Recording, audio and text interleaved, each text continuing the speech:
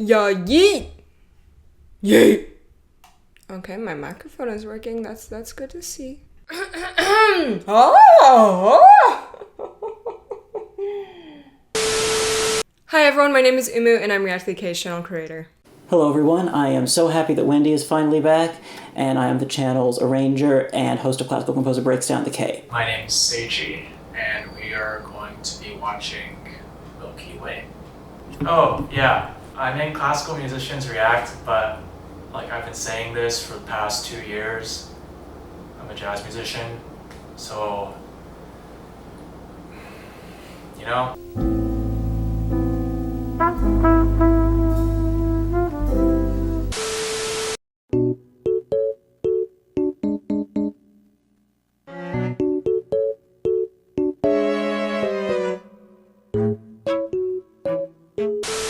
Welcome to our BoA and Red Velvet Milky Way reaction. So I think it was starting last year, which is already incredibly late. I started marathoning BoA's discography and it is so huge and really impressive, just the amount of variety that she can really pull off with different genres and styles and concepts.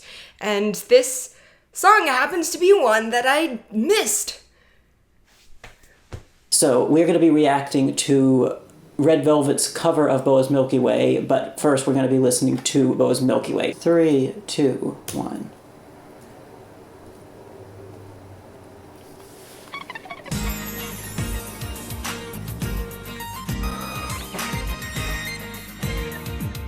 I really like the rhythm of the instrumentals. Oh wow, that is all pan to the left. Okay, it's like a Disney Channel movie that's kind of funny.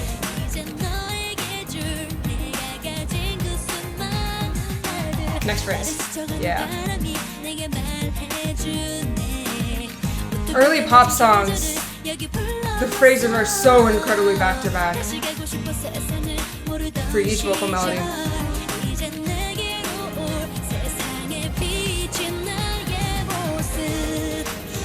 It just looks so dated. It's kind of shocking.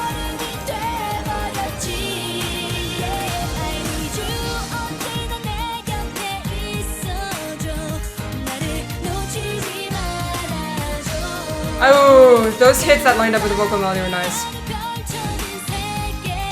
3, and 4, and 2, and 3, and 4, and 1, and 2. Lots of offbeat hits. Ooh, progression change. Till next phrase. Next phrase.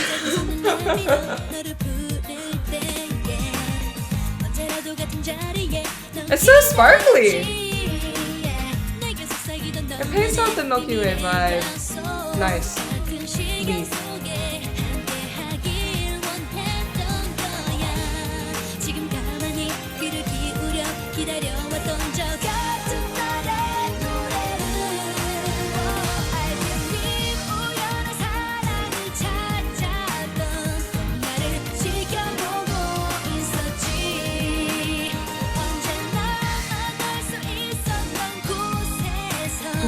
Check, check, check.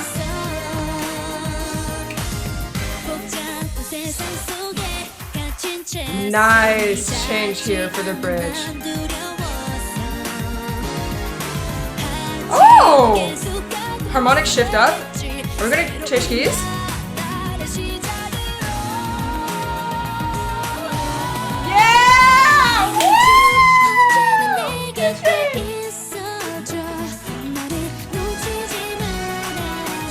Okay, so yeah, it's a little bit of a twist.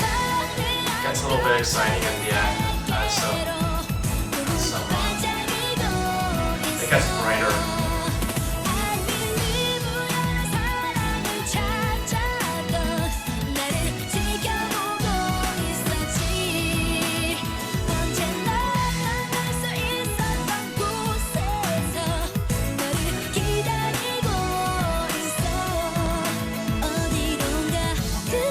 Ah, little last outro.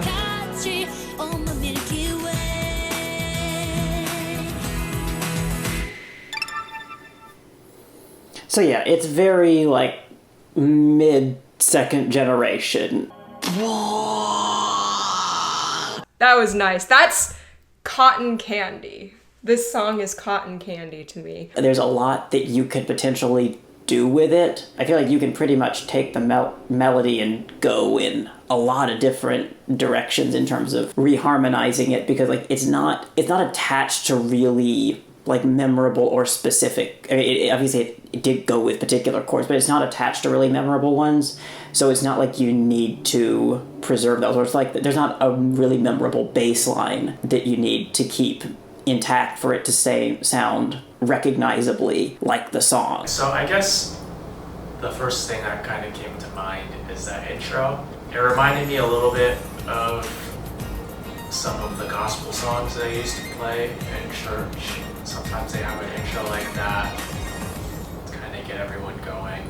And I think that sort of model has made its way into pop music, and I suppose vice versa as well.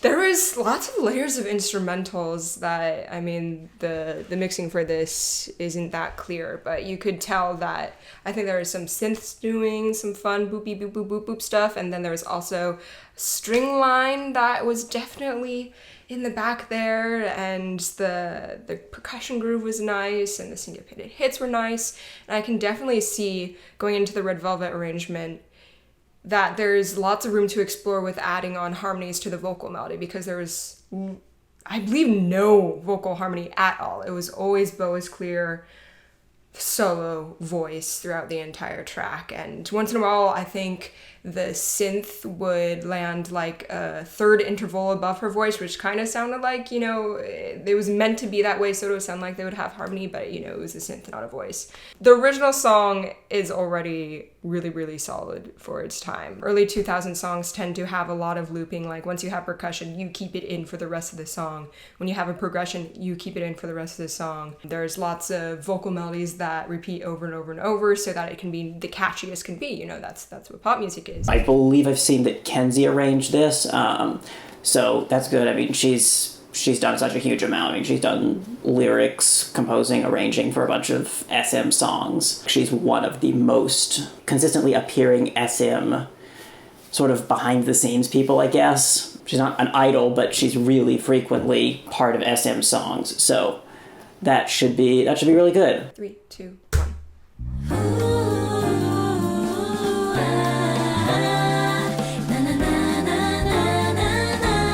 Yeah, I only hear Yeri.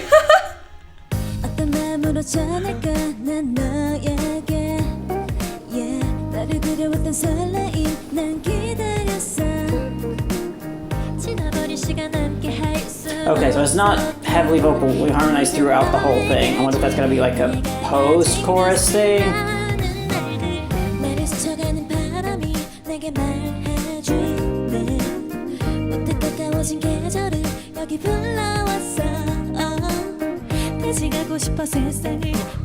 That little leap was so gentle. That da da da da da.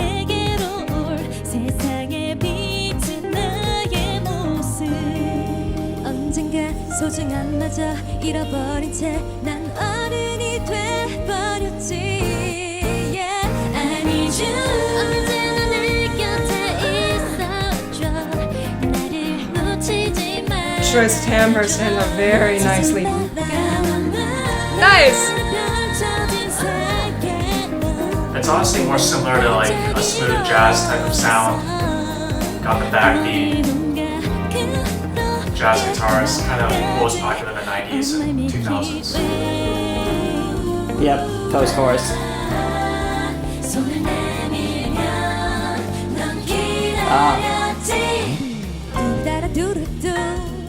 Okay. Here's the part where they really go.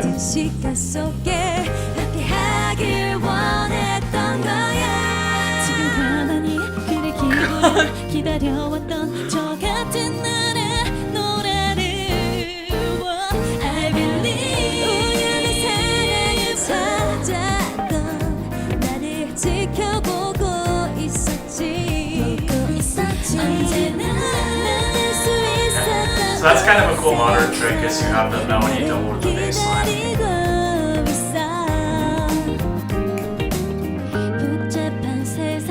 orchestra on the piano. Oh, they almost did the lick. Yeah, so the piano player is doing a lot of bluesy stuff.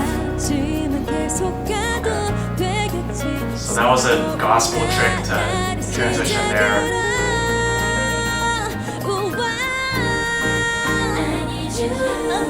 Yeah, the piano player is playing more conventionally, like how you'd expect jazz musicians to play. And there's a lot of R&B influences and gospel influences, which is what smooth jazz basically is.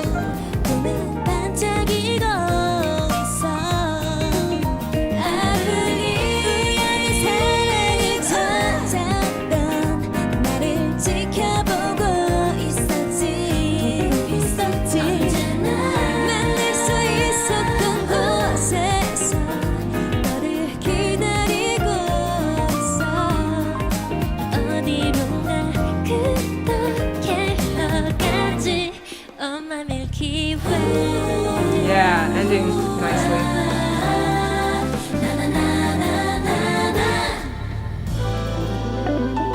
Okay. Cadence in a different key. Like the one guitar is just like tremoloing on one string out of nowhere. That was so nice. Yeah, so the moments of harmony and thick chords. I remember as I was making, I have a side channel called Umukado, and as I was making a video for my favorite male vocalist, I reached out to a friend of his and I was like, hey, can you help me decipher his voice and these background harmonies? And he's like, like the whole point of these background harmonies is to be instrumental. Like, it's going to be near impossible to figure out whose timbre is, is doing what. And so it's the same for this. Like, the whole point is to blend and to not be able to pick out a timbre. But all in all, even though they're blending so well, you can tell that it's all their voices together, because no other group sounds like Red Velvet does when they sing together. Like, they really do truly have their own flavor. Red flavor.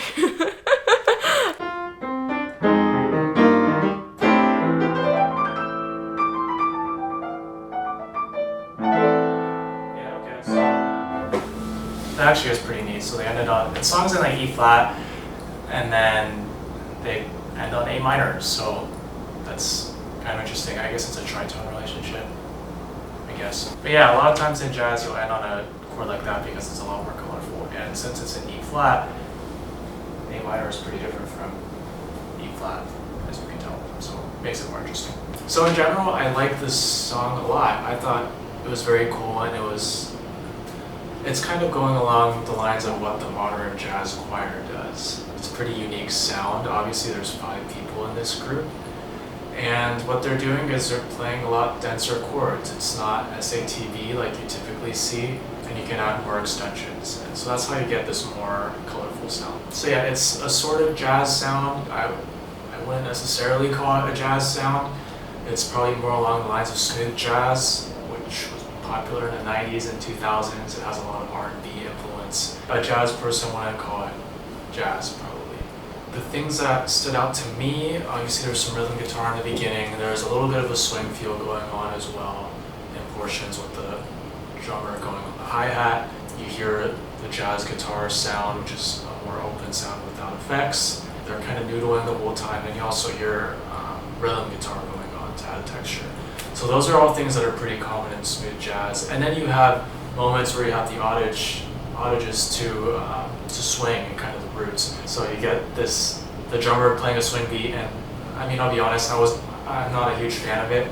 It doesn't seem like it belongs there. It's not all the way in, and whenever you do something halfway and swing, it's just not good because there's so much depth there, and you're all in or you're all out. You're either going to groove out or you're not. That happens in smooth jazz too, and I'm not a fan there either. There's a lot of theory going on, so whoever arranged this did a good job. I think they definitely know what they're doing. They made some great decisions. There wasn't any moment where I thought they were stretching and they weren't able to pull it off. But it was really well executed and it was creative. Hi, Seiji.